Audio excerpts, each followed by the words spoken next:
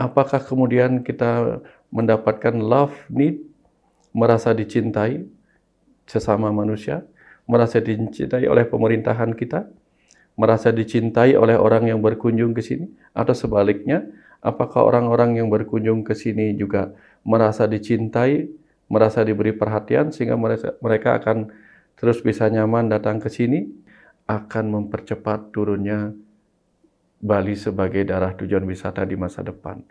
Ini tugas yang sangat berat tentunya, bukan saja tugasnya rakyat yang menjadi pelaku pariwisata atau yang hanya menjadi penonton pariwisata, juga tentu saja menjadi tanggung jawab yang berat dari sang guru yang punya kuasa, yaitu guru Wisesa yang kita kenal sebagai pemerintah kita. Dalam gelapnya kemungkinan-kemungkinan hubungan interaksi antara orang luar dan orang dalam, investor dan lain-lainnya, ini dibutuhkan seorang guru yang bernama guru Wisesa atau pemerintah.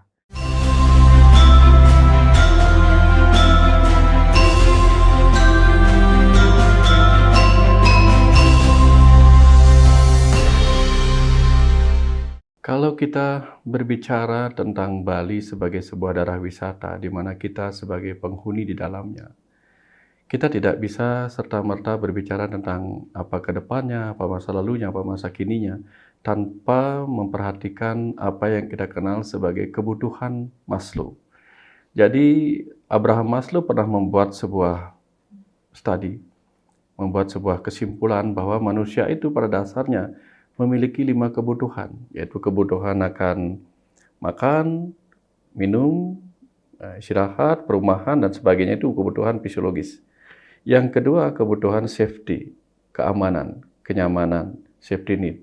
Jadi punya tabungan, punya masa depan yang bisa dipercaya untuk menjaga kehidupannya terus-menerus. Kemudian yang ketiga, yang dikenal sebagai social need atau love need, atau kebutuhan akan persahabatan, cinta. Kemudian yang keempat, kebutuhan akan harga diri. Jadi orang membutuhkan dihargai. Yang kelima, butuh aktualisasi diri. Nah, Bali ini sampai saat ini masih ditunjang banyak oleh kehidupan pariwisata, sehingga terpenuhilah kebutuhan akan makanan, minuman, dan lain-lain. Bagaimana dengan kebutuhan rasa aman? Apakah kita masih merasa aman di Bali? Merasa nyaman, baik sebagai wisatawan, sebagai pelaku wisata, ataupun penghuni tanah Bali itu sendiri. Apakah kemudian kita mendapatkan love, need, merasa dicintai sesama manusia, merasa dicintai oleh pemerintahan kita, merasa dicintai oleh orang yang berkunjung ke sini, atau sebaliknya, apakah orang-orang yang berkunjung ke sini juga merasa dicintai, merasa diberi perhatian sehingga mereka akan terus bisa nyaman datang ke sini? Ini bahan perenungan kita. Kemudian apakah mereka juga merasa dihargai di sini? Apa kita orang dalam merasa dihargai oleh kunjungan mereka, oleh kehidupan ini, oleh pemerintahan kita? Apakah tempat ini masih menjadi tempat kita mampu mengaktualisasikan diri kita atau menemukan jati diri kita? Ini perlu diperhatikan. Karena ketika salah satu dari 5 kebutuhan penting manusia ini terhambat atau tidak terpenuhi, maka pelan-pelan namun pasti akan terjadi kehancuran di situ. Nah, Bali sebagai sebuah pulau di mana ada penghuni dan ada pengunjungnya, kalau salah satu tidak terpenuhi akan berbahaya. Dan kita tahu, perjalanan hidup apapun, bisnis apapun, pasti akan mengalami naik dan turun.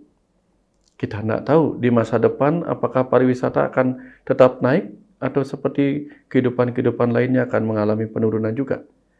Nah, penurunannya ini bisa dipercepat oleh apa? Oleh ketiadaan pemenuhan kebutuhan dasar fisiologis kita. Misalnya makanan langka, minuman langka karena air bersih tidak terjamin kebutuhannya atau penyediaannya. Kemudian keamanan mulai berkurang, ya, banyak pertikaian internal maupun dengan eksternal. Kemudian persahabatan berkurang, keramah tamahan menghilang, ya, tidak menghargai lagi satu sama lain. Kemudian investor juga tidak dihargai, atau investor tidak menghargai penduduk lokal, atau pemerintah tidak menghargai rakyatnya, rakyat tidak menghargai pemerintahnya. dan tidak ada peluang untuk mengaktualisasikan diri kita, maka kelima-lima hal yang tak terpenuhi ini akan mempercepat turunnya Bali sebagai daerah tujuan wisata di masa depan. Ini tugas yang sangat berat tentunya, bukan saja tugasnya rakyat yang menjadi pelaku pariwisata atau yang hanya menjadi penonton pariwisata, juga tentu saja menjadi tanggung jawab yang berat dari sang guru yang punya kuasa, yaitu guru wisesa yang kita kenal sebagai pemerintah kita. Dan kalau misalnya suatu ketika orang Bali kehilangan jati dirinya, kehilangan aktualisasi dirinya, tidak lagi merasa dihargai, bahkan tidak mendapatkan rasa layak sebagai penghuni awal di tanah Bali ini, nah di situ pelan-pelan akan terjadi degradasi. Bisa terjadi degradasi moral, degradasi kepercayaan, dan berbagai hal. Begitu juga kalau investor datang ke sini mengalami masalah, tidak dihargai, tidak diperlakukan dengan baik, itu juga bisa berbahaya. Tetapi sebaliknya kalau diperlakukan dengan sangat baik berlebihan, sampai-sampai menyebabkan dia melupakan penghargaannya terhadap orang Bali, itu juga tidak baik. Nah, tugas pemerintah sebagai media antara orang luar dan orang dalam sangat-sangat krusial. Kalau pemerintah tidak mampu memediasi hal ini sangat berbahaya buat kita. Itulah sebabnya dalam gelapnya kemungkinan hubungan interaksi antara orang luar dan orang dalam, investor dan lain-lainnya, ini dibutuhkan seorang guru yang bernama guru wisesa atau pemerintah. Ketika guru wisesa tidak mampu menjadi guru atau yang menghilangkan kegelapan, kebingungan, kekacauan dengan kekuasaannya, maka kekuasaan itu tidak akan mampu menjadi guru atau penghilang kegelapan dari kebingungan masyarakat dan pendatang.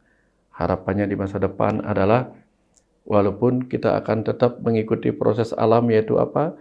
Gelombang kehidupan naik dan turun, setidak-tidaknya kita semua dengan perilaku yang mampu menjaga tercapainya, terpenuhinya 5 kebutuhan Maslow bagi masyarakat, bagi siapapun yang datang di tanah Bali ini, karena peran pemerintah yang benar-benar memperhatikan semua ini, mudah-mudahan gelombang turunnya kehidupan kita akibat pariwisata bisa diperjauh lagi masa tibanya itu. Kalau enggak, dia akan cepat tibanya, seperti ketika pandemi kemarin tiba-tiba mempercepat turunnya. Kemudian bencana alam mempercepat turunnya, karena ketidakmampuan regulasi kita untuk benar-benar menegakkan apa yang kita sebut sebagai Trihita Karana.